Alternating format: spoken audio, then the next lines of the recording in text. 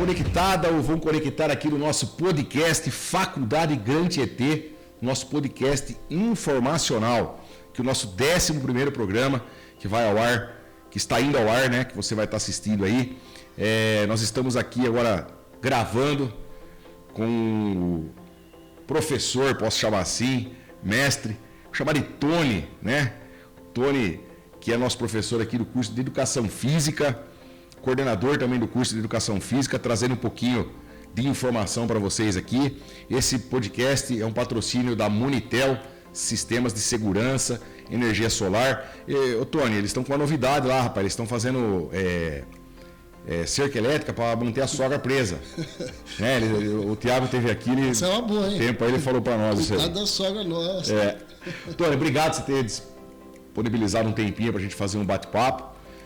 Já quero começando fazendo uma pergunta difícil, Tony.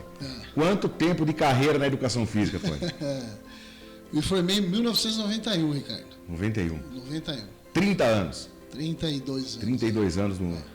área. Ô Tony, a gente sabe que você é bem requisitado aqui no estado de São Paulo, porque você atende nessa sua profissão, nesses anos todos de profissão, atletas com deficiência. Então, eu queria que você contasse um pouquinho desse projeto, como que funciona, para a gente depois aí falar um pouquinho mais aí da profissão de educação física. Ricardo, bom, eu comecei a trabalhar em 93, né, na Andorinha, mas aí com um trabalho assim, na época não tinha professor lá, eu fui um dos primeiros a entrar lá, sabe? Isso... Que a Andorinha, para quem não sabe, é uma escola com... Escola especial. Escola especial, né? Isso, onde engloba todos os tipos de deficiências ali.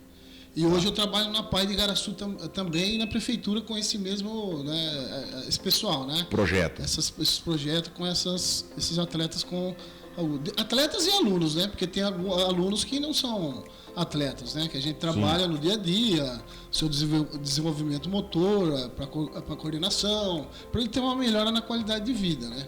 É isso. Beleza.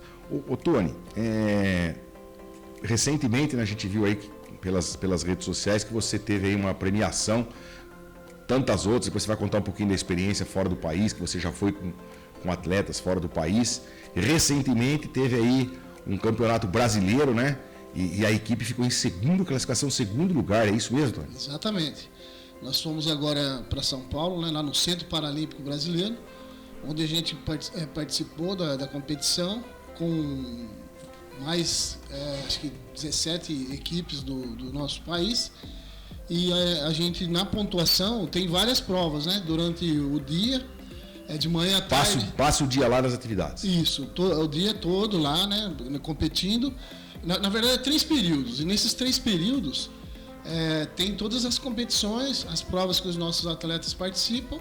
E ali eles vão pontuando. Uns pegam medalha, né? Até o 6º colocado, até o 8º colocado pontua para a equipe. E o 1º, 2º, 3º medalha também. E aí a gente tem a chance, né, desses atletas conseguirem a bolsa do governo federal. Se eles ficarem entre os 3 primeiros da prova e tiver 5 atletas de 5 estados diferentes, eles conseguem a bolsa. Hoje nós temos 3 atletas aqui de Barra Bonita que têm a bolsa do governo federal. Governo federal pela pontuação no campeonato. Pela medalha que ele conseguiu, né? Pode ser 1º, 2º e 3º na prova dele. Quer dizer, então tem que estar entre os 3 melhores do Brasil. Caramba, mas é um trabalho, eu vejo de fora, assim, é um trabalho, não tem preço, né? Quando você vê um atleta, né, com uma deficiência que for, chegando no nível desse, né? Sim. E tem várias idades, né, Tony, que eu vejo, tem meninos, meninas, moços, moças, é bem eclético aí a faixa etária, né? Exatamente. Ricardo, assim, o nosso projeto aqui na Gran Tietê, a gente tem... Agora vai começar, inclusive nós fizemos uma reunião, né, um mês passado. Agora, dia 24 de abril, a gente vai começar a fazer o circuito especial de atletismo e esportes adaptados da nossa região. Então a primeira etapa vai ser em Itaí, dia 24 de maio. Itaí. Vai ser em Itaí. Aí depois tem Macatuba, aí tem uma etapa em Barra Bonita, aí depois tem uma etapa em Bariri e encerra-se em Itapuí. Então é a somatória do ano da pontuação que aí chega o campeão geral, né? Então aí todas as equipes participam, tem várias categorias, desde os pequenos, né, para a gente começar a incentivá-los a participar dos campeonatos e eles pegar o gosto, né, pelo esporte. Então a gente tem várias categorias até 12 anos, de 13 a 15, de 16 acima, aí tem categoria síndrome de Down e tem categoria dos adaptados, que é aqueles que têm um comprometimento motor mais acentuado. Então a gente faz a competição para todos eles participarem, que é o objetivo dessa competição regional. Agora, essa competição nacional, aí eles têm de ter o índice para ir, senão eles não conseguem ir na competição nacional ou internacional, no caso também. Antônio, eu vou até pedir licença aqui para quem está nos assistindo, sou leigo no assunto, quer dizer, são atletas que apresentam deficiência, mas são atletas que estão ativos no esporte. Não é? É um projeto que não deixa eles excluídos. É isso, né? Isso. O Ricardo, hoje em dia, né, nós temos a capacidade de fazer com que qualquer tipo de atleta com deficiência participe dentro do seu nível técnico. O Dr. Ludwig Guttmann, na guerra, ele era um médico, né, neurocirurgião, inclusive ele era judeu, e ele inventou esses jogos em Stockmanville, lá em 1942.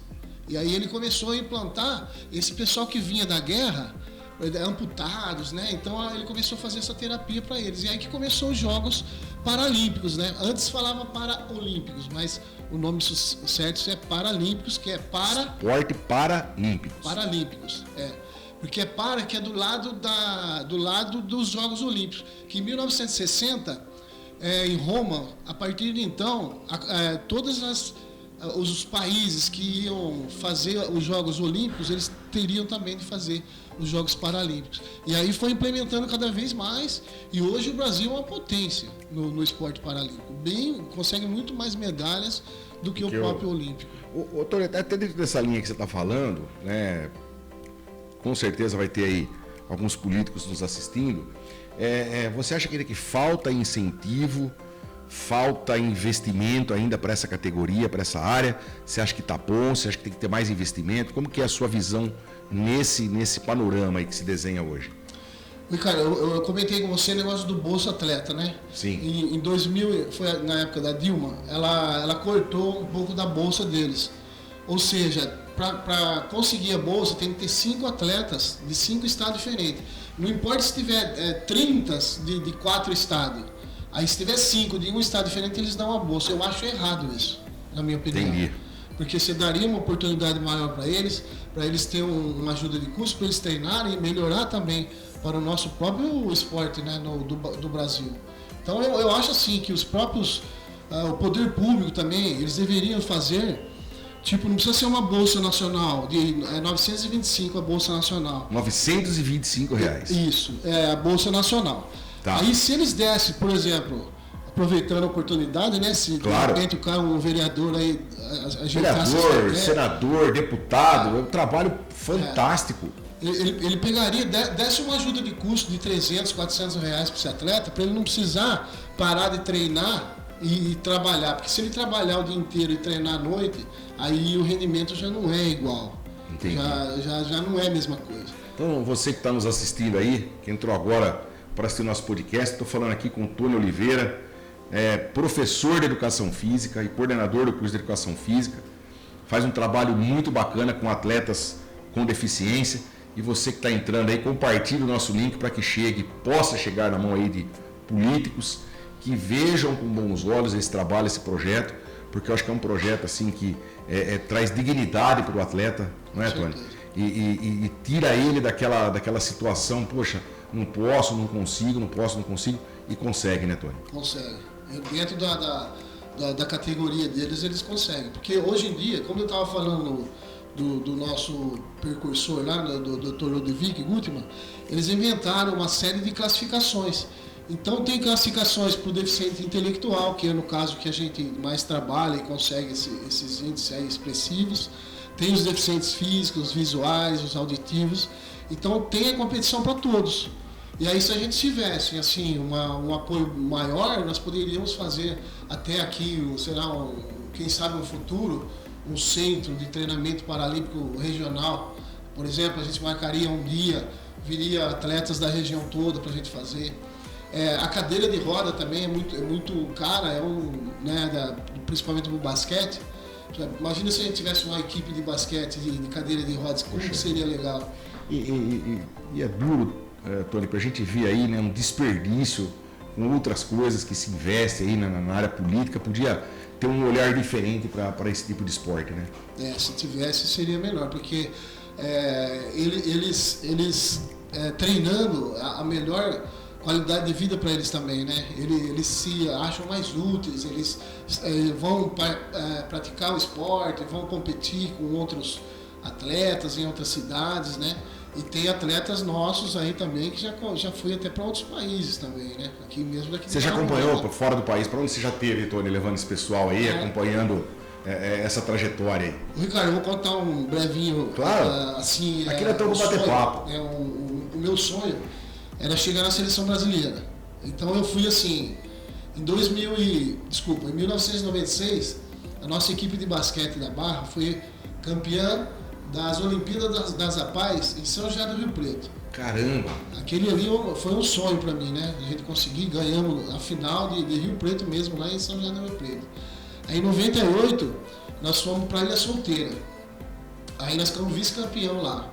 Em 2000, em Ribeirão Pires, fomos campeões do estado, das Olimpíadas das APAES. E aí a nossa equipe foi representar o estado de São Paulo em Blumenau. Inclusive, aconteceu isso lá hoje, né? Infelizmente. E aí nós ficamos vice-campeão lá. Em 2001 eu trouxe para Barra o Campeonato Brasileiro de Basquete e o Campeonato Paulista. E nós ficamos campeão no Campeonato Paulista e vice no Brasileiro. No final do ano teve uns Jogos Pan-Americanos que foi em Colima, no México. E eu fui convidado a ser o auxiliar técnico da seleção brasileira. Poxa. Ali foi assim um sonho realizado como profissional, porque o meu sonho era chegar na seleção brasileira. Independente de qual modalidade você trabalha, você quer um dia chegar na seleção brasileira. E eu acho que é o sonho de todo, pelo menos assim na área do educador físico, né, Tony? Chegar não se estuda só simplesmente por estudar, né? E o que a gente fala, toda área, todo curso, toda graduação, que remete a esses sonhos, a esses crescimentos, né? Sim, ele quer cada vez tá melhorando, né? Sim. Ele está galgando cada vez mais. E ali foi meu sonho. Mas não parou por aí, né? Aí depois, em 2008, eu fui como técnico da seleção brasileira nos Sul-Americanos, mas foi no Ibirapuera. Tá. Aí em 2009 fui convocado para a seleção brasileira, um dos técnicos da seleção brasileira, que foi em Liberec, na República Tcheca. E lá o atleta nosso da Barra foi campeão mundial no lançamento do dardo. Aí, caramba, cara, olha que campeão mundial. Os políticos têm que ver isso, tem que investir mais nesse projeto. É muito interessante. Muito. É emocionante ouvir isso. E às vezes as pessoas nem sabem disso. Não sabem. E aí em 2011 nós fomos para a região de Ligúria, na Itália, em Gênova. E eu também fui com um dos técnicos da seleção brasileira. E lá ele sagrou-se bicampeão mundial. É o Rafael de Sena, um atleta nosso, e inclusive até hoje ele participa, ele atua. E ele que foi campeão brasileiro de novo esse ano. Você sabe quantas vezes ele é campeão brasileiro? 19 vezes campeão brasileiro. E aqui de Barra Bonita? De Barra Bonita. É atleta nosso. Começou treinando comigo com 7 anos de idade na Andorinha. Ele treina até hoje comigo. Gente, tudo isso que nós estamos falando aqui são atletas, né? Eu até ver aqui, fiz uma colinha. Atletas com deficiência. Isso. Né? Nós estamos falando com atletas que, teoricamente, aos olhos de algumas pessoas, são aquelas pessoas que não teriam sucesso, e pelo contrário, está mostrando aí quantas vezes campeão, Tony? 19 vezes campeão brasileiro. Lê, 19 vezes campeão brasileiro, lançamento de dardo. Exatamente. Com deficiência. Deficiência intelectual. E ele é 2 vezes campeão do mundo, bicampeão mundial, recordista mundial com 56 metros e 84 centímetros, e até hoje o único recorde mundial que é do Brasil é o dele. Os outros todos foram quebrados. Vamos fazer um convite para ele vir aqui no nosso podcast para nós bater um papo com ele, Tony. Vamos. Já está dada a missão para você aí. Vamos, depende de você. A gente fala com ele. Bacana, muito bacana isso. Ô Tony, agora, dentro de toda essa sua experiência, né? Você professor aqui na faculdade, coordenador agora do curso, a profissão, não sei se é assim que eu posso falar, do educador físico, a gente percebeu principalmente na pandemia que ela deu um up, né? é tendência o pessoal procurar mais essa área da saúde, não a gente fala de corpo perfeito, mas a própria saúde mesmo, procurar profissionais dessa área para que a gente não faça besteira, né? Porque não é a forma que você vai levantar o peso, a forma que você vai... Tem tudo um preparo isso, né, Tony? Exatamente, Ricardo.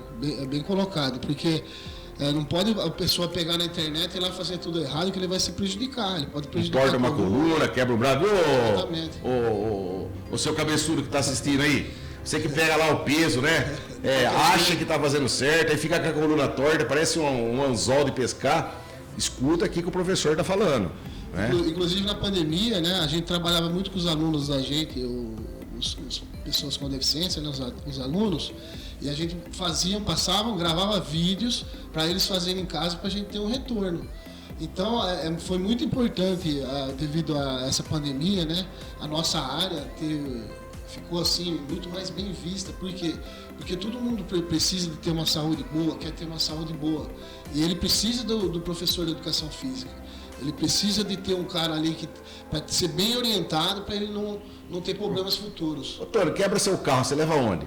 Mecânico, você não vai levar no açougueiro. Exatamente. Né? Você quer ter aí uma condição física, você quer ter melhorar a sua respiração, você tem que procurar um profissional da área da educação física, né? O educador físico. Para ele poder te orientar certinho, né? Porque tem todas as modalidades, as matérias que eles terão ainda aí por vir, para ele estar totalmente habilitado na hora que ele terminar o curso, né? E estar aí apto a exercer uma profissão digna, que é o professor de educação física. Legal. Ô Tony, ainda dentro dessa linha, dessa área aí, eu vejo muita movimentação, é legal, o pessoal em quadra, o pessoal correndo nas quadras, aí você, o professor Evandro, o professor Luiz, fazendo umas atividades. A educação física ela tem uma vertente assim, bastante coisa prática, óbvio, porque depende da profissão. Isso é tudo programado, Tony? É dentro da disciplina? Isso tem um cronograma? Como que funciona essa parte da aula prática? Ricardo, a gente dá primeiro a teoria. Por exemplo, você vai numa modalidade específica, por exemplo, vamos dizer do handball. Aí você explica tudo na sala, mostra com vídeos, explica regras para eles. Aí depois você começa tudo fazer a iniciação na quadra, para eles vivenciar a modalidade. Né? A bola, como que ele vai fazer os fundamentos. Tem a base para depois fazer a coisa certa. Exatamente. Então, aí às vezes a gente vai e fala da regra, pergunta se eles estão entendendo a regra ou não, passa algum vídeo de jogos para eles entenderem como que é o jogo, porque às vezes tem alunos que não têm a vivência da modalidade. Como a gente na educação física tem várias modalidades, a gente tem de passar para eles todos os fundamentos para com que ele consiga fazer. É lógico que tem uns que conseguem fazer melhor, outros não, é como os alunos da gente. Uns têm mais predisposição a fazer uma determinada modalidade, outros não, mas o importante é que ele faça. Por isso que está na faculdade, né, Tony? E é interessante que às vezes a gente vê nos bastidores aí, o cara ouve os alunos, poxa, acho que eu vou me especializar em tal área, Porque a educação física dá essa oportunidade, né, Tony? Exato. De se especializar. Pô, eu quero ser árbitro de futebol, eu quero ser árbitro de society, handball, basquete, vôlei, tênis. Aí tem uns que querem ser técnico, outro quer trabalhar com escolas, né? Outro quer ir para natação, outro para atletismo, outro gosta de musculação. É muito diversificado, né, Tony? A área é muito diversificada e o importante é isso, né? Que tem trabalho para todo mundo. Aquele que, depois que ele termina a faculdade, aí ele fala, não, eu vou me especializar nisso que eu gosto disso. Aí ele vai e foca principalmente naquele que é o objetivo dele pós-faculdade. Né? Legal. Doutor, uma outra coisa aqui que me chama muita atenção, a gente, né, nascido e criado aqui em Barra Bonita, a gente viu muita movimentação esses tempos do pessoal da educação física nas praças, nos campos, né? Recentemente agora teve um campeonato aí de natação, tinha alunos participando. Como que é isso, Tony? O aluno se prontifica a fazer, existe o convite, porque o pessoal abraça a mesma causa e vai porque é aquilo que você falou, não deixa de ser experiência para ele, né? Experiência é tudo, né? Porque não adianta você só ficar falando ali e não vivenciar. Então, assim, a gente tem uma parceria com a Secretaria de Esportes, né? A faculdade, e aí a gente convida eles. Pessoal, vai ter um evento e tal, nós fizemos agora em janeiro o Barra Verão, vários foram lá, participaram, tanto na arbitragem, como fazendo súmula, como ajudando na organização. E agora, esse final de semana, dia 2, nós fizemos o segundo festival de natação lá na piscina municipal e foram 10 alunos aqui da faculdade lá participar ajudar, lá na já aprende a apitar, já aprende a ver as regras, mais ainda, né, Tony? Exato. Aí eles vão vivenciando aquilo ali, né? Ver as crianças fazendo, nadando, terminando a prova, e eles se sentindo útil ali e tá ajudando eles. Isso que é importante, né? A faculdade, né, a Grande ET em todas as áreas, mas agora especificamente na educação física, tem essa vertente mesmo de muita aula prática, né, Tony? Bastante. Tem de ter, viu, Ricardo? Porque a gente tem de ensinar os alunos a trabalhar desde criança até adulto. E a criança, a gente tem que trabalhar o quê? O desenvolvimento motor dela. Então ela tem de saber como que é o desenvolvimento do ser humano, desde quando criança, para ele ir aprendendo, aprendizagem motora, a parte psicomotora, que é tudo o desenvolvimento da criança. Por exemplo, principalmente na minha área, que eu chego lá, às vezes a criança está com déficit ali, de equilíbrio. O que eu vou fazer? Eu tenho que trabalhar a parte psicomotora dele, tenho que trabalhar o desenvolvimento motor para com que ela vá melhorando e ela chegue próximo aí do normal das crianças, próximo da idade dela. Poxa, muito legal esse trabalho. Eu espero que os políticos vejam isso com bons olhos. Ô, Tony, me fala uma coisa aqui. Eu acredito que a educação é a única coisa que transforma o ser humano. Eu não tenho dúvida disso. A gente sabe também que tem aí uma vertente, né, que o mercado está aceitando aí, as faculdades EAD, os cursos EAD, um curso de educação física EAD. Qual que é a sua visão sobre isso? A minha visão, eu acho assim, a gente estando no presencial, o aluno ele tira dúvida com a gente, ele vai na hora ali, na hora. Ele não está conseguindo fazer uma determinada atividade, o professor vai lá e ensina ele, é desse jeito, você não está fazendo certo, você está fazendo esse movimento errado. A EAD, Ricardo, eu não acho certo, na minha opinião, porque eles não aprendem assim o que é para ser aprendido.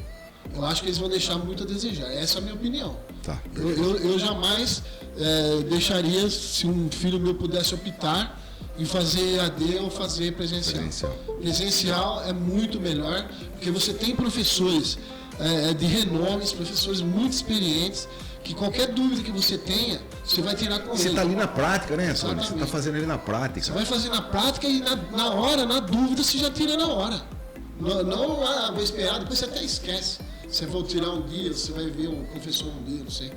Então, na minha opinião, eu acho que a EAD eu acho que não é legal para a formação do profissional. Mas se é para ele ter um curso, superior, para ele ter uma ideia, tudo bem. Mas profissionalmente falando... Profissionalmente eu não aconselho. Essa é a minha visão, a minha opinião. Tá? Bacana. Ô, Tony, tem algum projeto ainda que... a gente está falando dos projetos aí na área que você está falando aí. Eu sei que tem alguns projetos que a gente está trazendo para a faculdade, né? Inclusive esse dos atletas com deficiência.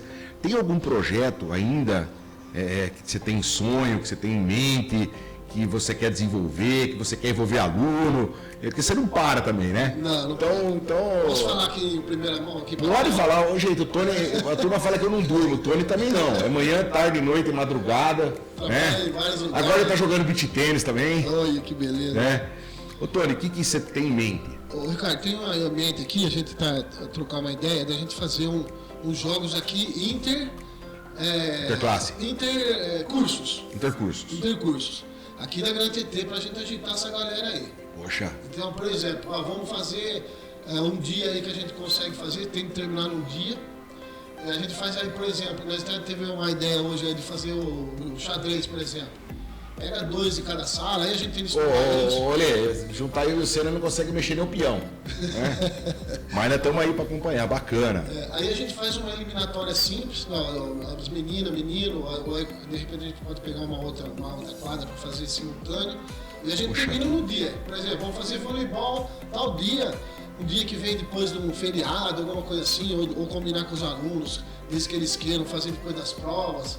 Ele ia pegar uma semana ali e fazer esses jogos, e aí vai somando os pontos, e aí sai o campeão aí aqui na faculdade. O curso tal, vai somando pontos nas modalidades e no final a gente sai campeão. Esse projeto está no forno, já está sendo moldado, como é que está isso? Já está sendo moldado, já está sendo... Não envolvendo só o pessoal da educação física, vou deixar isso claro. Todos os cursos. Todos os cursos. Os 14 cursos da faculdade, os 14 cursos vão estar participando disso. Isso. Aí a gente só vai definir uma reunião aí com alguns...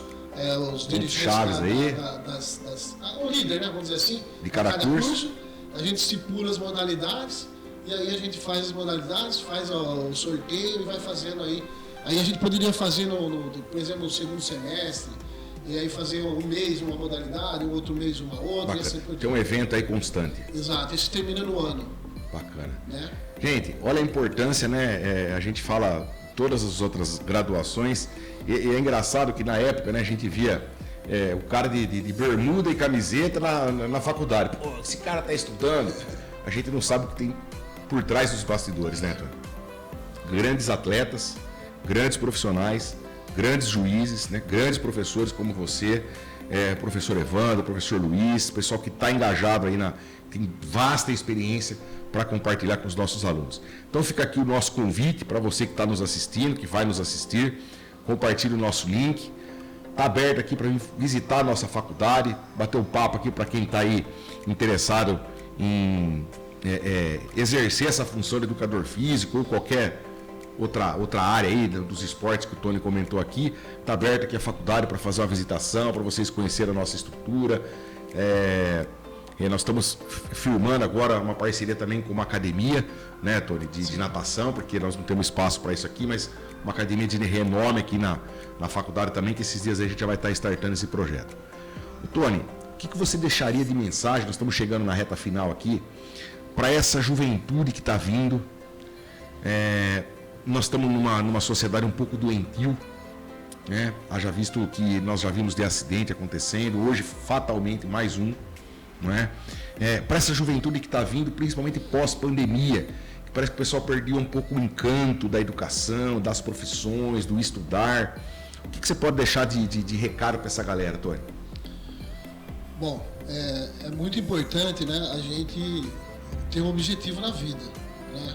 Essa galera aí, às vezes eles estão ainda em formação, mas a partir do momento que ele foca, eu quero fazer tal curso, ele ia a fundo ali, se dedicar ao máximo, procurar tirar o máximo proveito dos professores, porque todos os professores têm uma vasta experiência, então eles têm de tirar essa experiência e agregar para ele no futuro, porque com a educação a gente se aprende, a gente se educa e reeduca, porque a gente e transforma, né, Tony? É uma transformação, exatamente.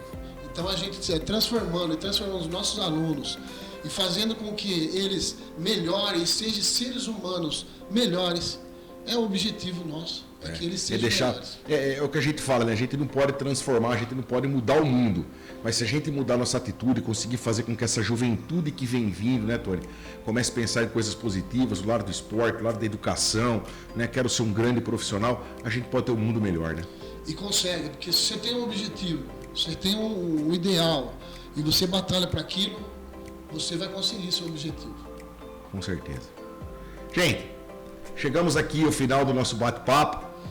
Mais um podcast aqui, patrocinado pela Monitel, Sistemas de Segurança. Falei aqui com o mestre, professor, amigo de muitos anos. Tem muita coisa, a gente vai falar agora dos próximos projetos, nos próximos podcasts. Na hora que for lançar aí o programa aí do Intercursos aí, né? Para a gente estar falando aqui. Tony, obrigado mais uma vez pela sua disponibilidade. Parabéns pelo seu trabalho. E vamos trazer aqui como é que ele chama lá? O Rafael, que é 19 vezes campeão brasileiro de arremesso de dardo. Lançamento do dardo. E campeão mundial. Vai estar aqui batendo um papo com a gente, com certeza. Você que está assistindo aí o nosso podcast, assistindo a nossa entrevista aqui com o professor Tony, compartilhe esse link para que chegue na mão de algum político que tenha o brio, né, aqui da região, do estado, do país, para investir mais nesse esporte, que é o esporte de atletas com deficiência, para que eles também se sintam aí engajados e incluídos na sociedade. porque é muito bacana esse trabalho. Eu acho que, Tony, você está de parabéns, você, toda a equipe, os professores, e é o mínimo que a gente, como faculdade, pode fazer, é levar esse tipo de informação para eles. Tony, muito obrigado pela sua presença aqui. Um prazer enorme. Vamos marcar outras vezes para a gente falar dos próximos projetos. Valeu, Ricardo. Eu que agradeço aí. Valeu. Galera, muito obrigado.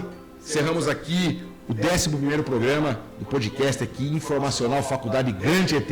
Eu sou o professor Mangini. Vamos deixar os dados aí da faculdade para você entrar em contato. Sugerir algum bate-papo aqui que você queira, algum assunto que você queira que seja explanado aqui no nosso podcast. Forte abraço, até o próximo programa.